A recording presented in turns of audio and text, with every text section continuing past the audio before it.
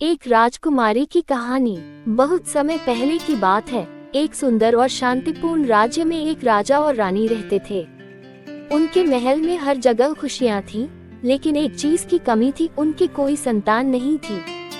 वर्षों तक पूजा पाठ और प्रार्थनाओं के बाद आखिरकार उन्हें एक प्यारी सी बेटी का वरदान मिला।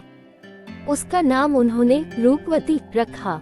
रूपवती न केवल दिखने में बेहद सुंदर थी, बल्कि वह दिल की भी बहुत अच्छी थी। जैसे जैसे वह बड़ी हुई, उसने राजमहल के सभी कामकाज में दिलचस्पी लेनी शुरू कर दी। राजा और रानी ने उसे राज्य के सभी गुण और कला सिखाए। एक दिन रूपवती अपने महल के बगीचे में टहल रही थी। तभी उसकी नजर एक घायल चिड़िया पर पड़ी। उसने तुरंत उसे उठाया, उसकी देखभाल की और उसे स्वस्थ किया। चिड़िया ने उससे कहा, मैं साधारण चिड़िया नहीं हूँ, मैं एक जादुई पक्षी हूँ।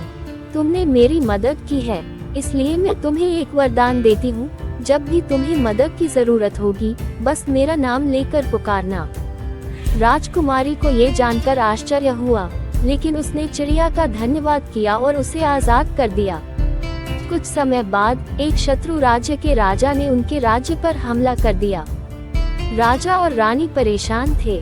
राजकुमारी ने अपने माता पिता से कहा कि वह भी सेना के साथ युद्ध में जाएगी, लेकिन राजमहल में किसी ने भी यह उम्मीद नहीं की थी कि राजकुमारी युद्ध जीतने में महत्वपूर्ण भूमिका निभाएगी। युद्ध के दौरान जब शत्रु राजा की सेना ने चारों ओर से उन्हें घेर लिया, तब राजकुमारी ने जादुई पक्षी को याद किया। वह पक्षी तुरंत प्रकट हुआ और उसने अपने जादू से दुश्मनों को भ्रमित कर दिया।